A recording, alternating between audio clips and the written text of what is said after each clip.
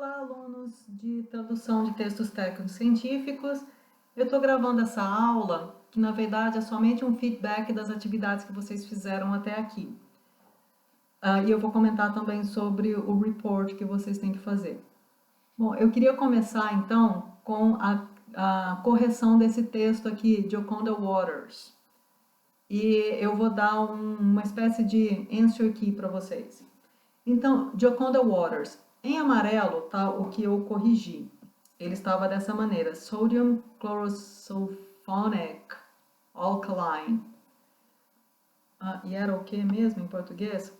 Clorosulfatada sódica alcalina. Bom, depois de pesquisar muito, eu pesquisei cada um desse para ver o que estava certo e o que estava errado. Depois de pesquisar muito, eu cheguei através do Canadian Journal of Chemistry e o Google Scholar, com alguns artigos que mostravam essa palavra. Eu cheguei no Alkaline Sodium Chlorosulfate ou Alkaline Sodium Sulfate. Chlorosulfate eu achei no Canadian Journal of Chemistry e Sulfate, somente Sulfate eu encontrei em outras publicações, nessa publicação do Google Scholar. Então eu deixei, para ficar mais parecido com o que estava em português, eu deixei Chlorosulfate. Então, Alkaline Sodium Chlorosulfate, se você comparar, esse Chlorosulfonic eu não encontrei, e também ele está fora de ordem. Aqui eu não corrigi. Recommended intake. No original estava recommended intaking. Só que o substantivo é intake, não intaking. Depois, durability, estava ok. Esse era o problema maior. Não faz o menor sentido o que está escrito aqui. It is not advisable to. Deveria haver um verbo. It is not advisable to e um verbo. Mas tem various, com um erro de spelling, mas is not advisable to various types of drinking water. Quer dizer, não é aconselhável, né? Vários tipos de água potável. Exist only once a possibility of gastrointestinal upset. Isso aqui não faz o menor sentido. Sintaticamente, it's a mess. Então, o que é para falar? Que não é aconselhável beber os vários tipos de água de uma só vez. Nem tem o exist, não sei de onde. Tá, por existir possibilidade. Exist only. Quer dizer, até o de uma só vez viria antes do exist. Então, eu não sei o que estava por trás dessa tradução. Não é aconselhável beber os vários tipos de água de uma só vez por existir possibilidade de desarranjo gastrointestinal. Então, eu traduzi primeiramente uma tradução mais literal, mais direta. A gente aprende que o refinamento vem depois, nós fazemos uma tradução e depois nós revisamos, né? Então, note, it is not advisable to drink many, e algumas outras possibilidades, several, various, varied types of water at once. De uma só vez é at once. Devido a, ao invés de colocar por existir, achei mais fácil, mais direto colocar devido a. Due to the possibility of gastrointestinal, ou então bowel, que é mais direto, mais comum em inglês, disorders. Existe o bowel disorders, uma expressão bastante utilizada em inglês, mais do que o gastrointestinal disorders. O bowel disorders é mais comum. No refinamento, ao invés de colocar it is not advisable, eu coloquei o verbo como sujeito, que ele é mais comum na sintaxe do inglês. Por exemplo, beber água não é aconselhável. Beber vários tipos de água não é aconselhável. Então eu coloquei drinking, many, ainda estou pensando qual que eu vou escolher, many, several, various, varied types of water at once is not advisable. Então eu coloquei o verbo como sujeito. Drinking water at once is not advisable. E continuei, due to the possibility of gastrointestinal or bowel disorders. E continuando o refinamento, eu vou escolher qual palavra eu vou usar aqui, qual palavra eu vou usar aqui, então ficou: Drinking varied types of water at once is not advisable due to the possibility of bowel disorders. Por que eu escolhi varied? É subjetivo, poderia ser several, poderia ser many. A escolha aqui foi subjetiva. E o bowel é porque é mais comum. E colocar o verbo, ao invés de colocar it is not advisable to drink, drinking is not advisable, é uma estrutura mais comum em inglês. As duas são corretas, it is not advisable to drink é correto, ou drinking is not advisable também é correto. Drinking, você tem que colocar depois o objeto, né? Drinking varied types of water is not advisable. Então, no meu refinamento, a minha redação final ficou assim. Essa é uma sugestão que eu estou dando para vocês, não é uma resposta correta, a única resposta possível, é uma sugestão. Agora, o que eu queria que vocês reparassem que aqui a sintaxe está completamente bagunçada e não faz sentido. Bom, feedback da atividade que vocês fizeram. Eu não fiz slides, tá? Vou só apontar algumas coisinhas aqui. Acentuação, gente, não é um post do Facebook, não é um e-mail, vocês têm que usar acentuação. Faltou em algumas traduções lágrima, tóxico, ômega, transgênicos. E sobre essa palavra aqui, é enxágue ou é enxague? Bom, o Word ele não vai grifar. Gente, aproveita para usar a revisão de texto, como fala aqui, você deixa ligado a revisão de texto, porque ele já vai grifar a palavra que está errada. Aí vocês já percebem se estão escrevendo alguma coisa com spelling errado. E aqui o Word não grifa nenhuma das duas, porque as duas estão corretas. Aqui se lê enxague, porque não tem acento, e aqui se lê enxágue. Bom, eu fui pesquisar para ver se as duas são corretas e encontrei que realmente é correto. Eu nunca tinha ouvido enxague, mas ela é correta, só que ela é mais comum no português de Portugal. E enxágue é mais comum no português do Brasil. Então, eu acrescentei o acento na tradução de vocês para que ficasse com o português somente do Brasil. Por quê? Questão de padronização. Mesmo quando vocês estão trabalhando num texto em inglês, vocês têm que escolher o spelling, se vai ser britânico ou americano, por exemplo. Quando eu trabalhei para a editora mandava mudar todo o spelling para o americano, porque a revista era americana, então a gente tinha, por mais que estivesse correto o spelling britânico, e tinha autores, né, de textos que escreviam com inglês britânico, a gente tinha que mudar o spelling para o americano, para ficar padronizado. Então você não pode misturar spellings, digamos, dialetos, você não pode misturar no mesmo texto, tá? Então eu acrescentei para ficar português do Brasil.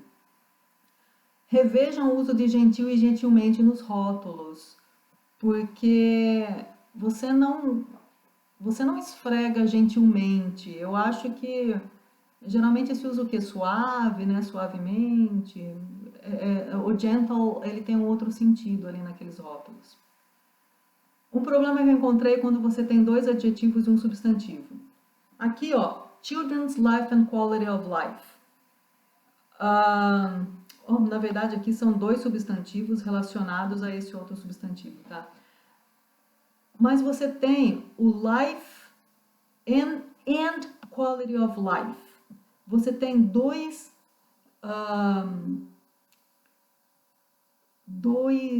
unidades e as duas estão ligadas à criança. A tradução não é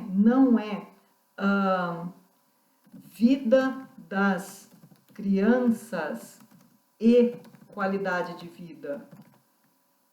Porque o life and quality of life, os dois estão ligados à criança. Então, é vida, não é vidas, não, vida e qualidade de vida das crianças.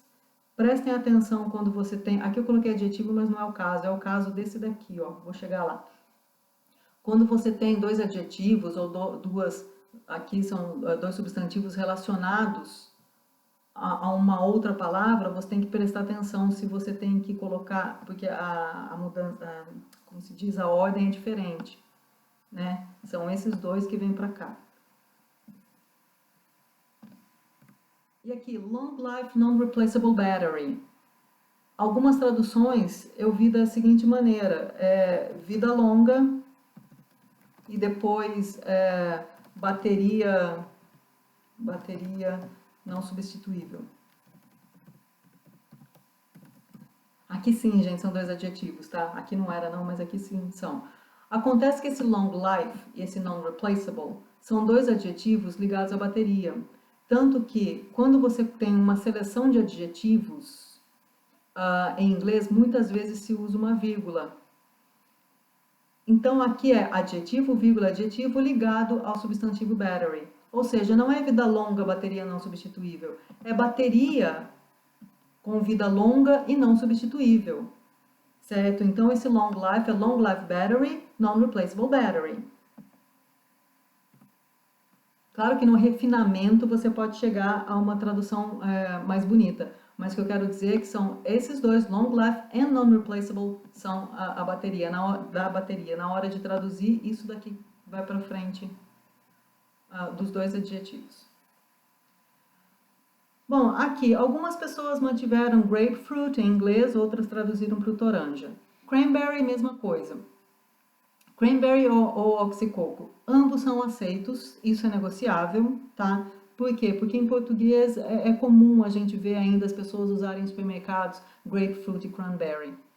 Já o blueberry, ele tem sido traduzido sim para mirtilo, é uma mudança até recente, até um tempo atrás, acabavam traduzindo isso aqui por amora, porque é uma coisa que não é muito comum no Brasil, mas acabou sendo já reconhecido como mirtilo, o mirtilo está sendo traduzido, mas o grapefruit e o cranberry são negociáveis, tá? Porque você vê nos rótulos, eu já vi, por exemplo, suco de cranberry, eu nunca vi suco de oxicoco. Então é negociável com o cliente, porque ele existe em português, ele tem sim um equivalente em português, porém pode não ser muito utilizado. Então, ambos são aceitos e é negociável. Bom, eu comentei que você vai fazer uma tradução. Você, na verdade, olha um texto do mesmo gênero textual e usa o mesmo padrão retórico. E quando você tem ali no rótulo, ao invés de traduzir palavra por palavra do que está lá, você vai usar o texto padrão do português. É exatamente isso, valores diários com base em uma dieta de 2.000 quilocalorias ou 8.400 quilojoules. Eu não sei porque as regras brasileiras ainda mantêm o quilojoules, ninguém nem usa mais isso, mas mantém, tá lá, né? Seus valores diários podem ser maiores ou menores, dependendo das suas necessidades energéticas. Não precisa nem pensar muito para traduzir, simplesmente usar texto padrão. Atenção para vírgula e ponto, tá? Porque em português não é assim, é com ponto. Em inglês é assim, 2.000 em inglês. Bom, aqui era do termômetro. Tem um problema de paralelismo. Bom, eu falei na outra videoaula sobre um tipo de paralelismo que eram itens, os bullets.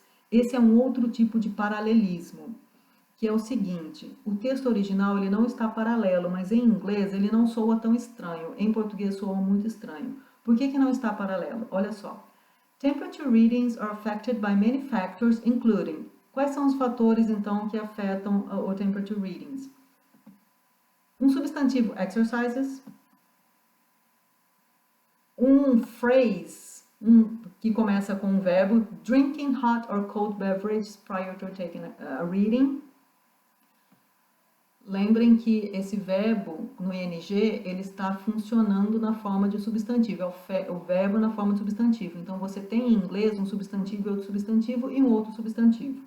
Só que esse é um phrase e aqui tem só noun and noun.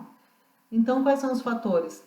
Exercises, drinking hot or cold beverages prior to taking a reading, and technique. Quer dizer, a técnica que você adota pode afetar a leitura.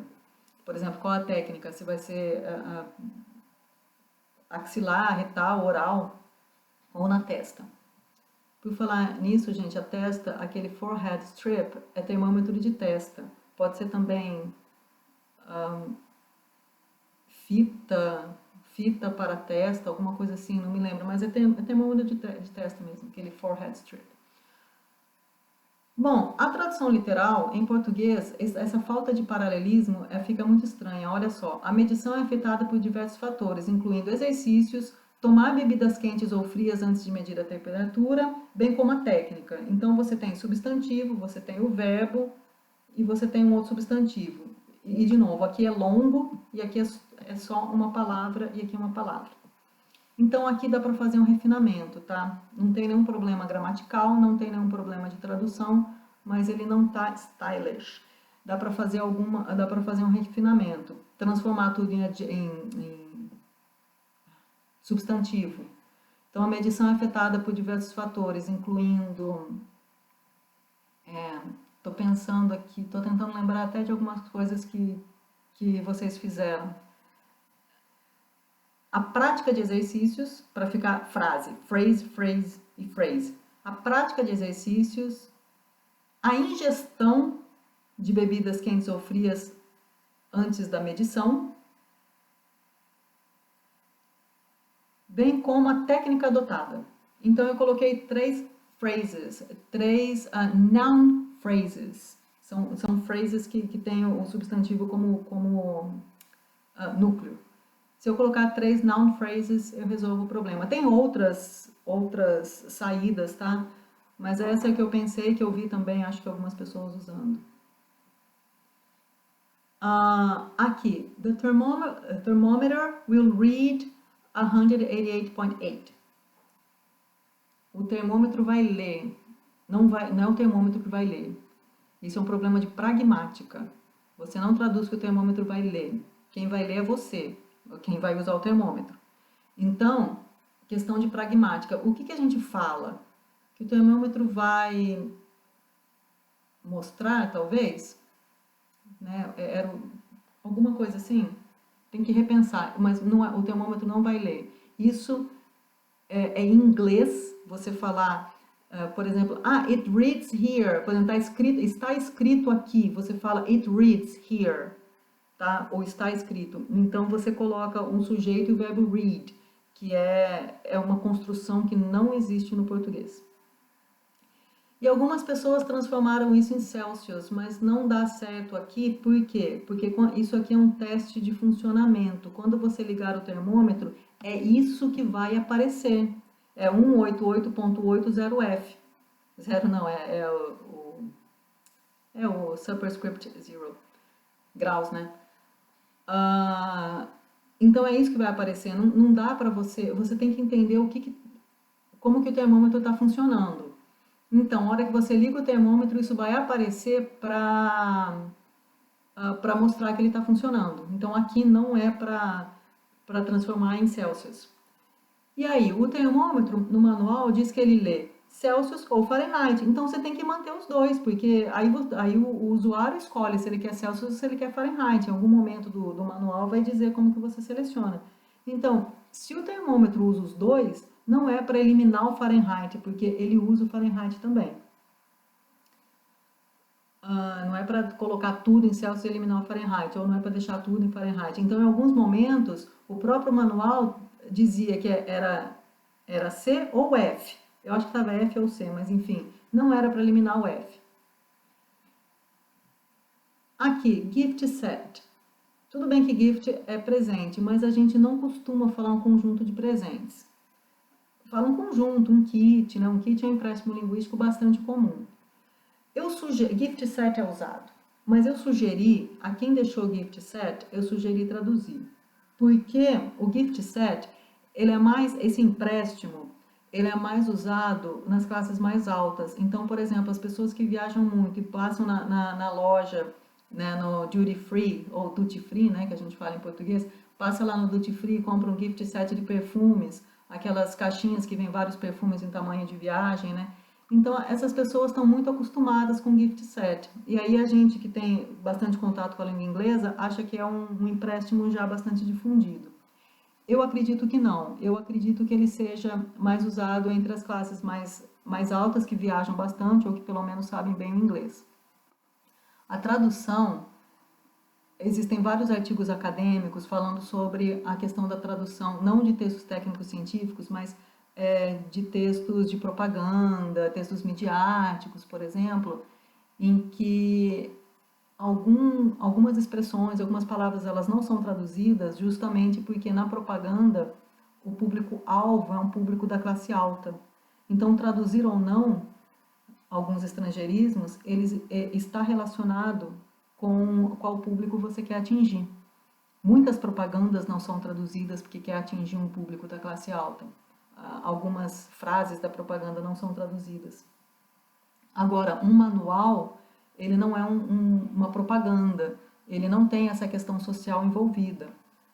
Então, eu sugiro que o Gift Set seja traduzido. Eu posso estar errada, mas eu acredito que ele não seja ainda um empréstimo linguístico amplamente utilizado na língua portuguesa. Bom, esse é o feedback das atividades que vocês fizeram e eu gostaria de falar um pouco sobre o report. Vamos lá. Guys, I asked you to do 2 reports. It's going to be report number 1, correct, which is the technical translations. We have finished technical translations. I was thinking about 4 to 5 texts. You have done 4 of them. And then report number 2 is going to be scientific texts. We're going to start scientific texts soon, but let's talk about report number 1. What is report number 1? Forget report number 2 for now. Let's talk about report number 1. Well, you have done 4 translations to be included in the report. And I have already given you the feedback. I have already corrected these 4 translations. Now, for your report, you just correct your translations based on my feedback. If there are no corrections, good for you, but you just have to correct the translations. Also pay attention to formatting.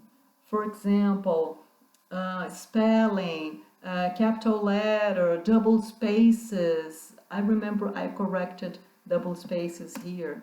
You see here double spaces, so also correct, pay attention to formatting. And okay, you're going to correct your translations. So your translations are a first version of these translations. The report is going to be a second version, okay? So a second version plus your explanations about your translation choices. Some of you have already included these explanations in the first version. I took a look at it. I didn't correct anything. I just read superficially because you were not obliged to do the explanations, the comments in the first version. But now for the second version, for the report, I want you to do the explanations and comments, and I'm gonna read it more deeply, okay? So the report is a second version of these 4 translations plus explanations, comments about your translation choices, including, for example, the texts you used as a model, websites you used, etc.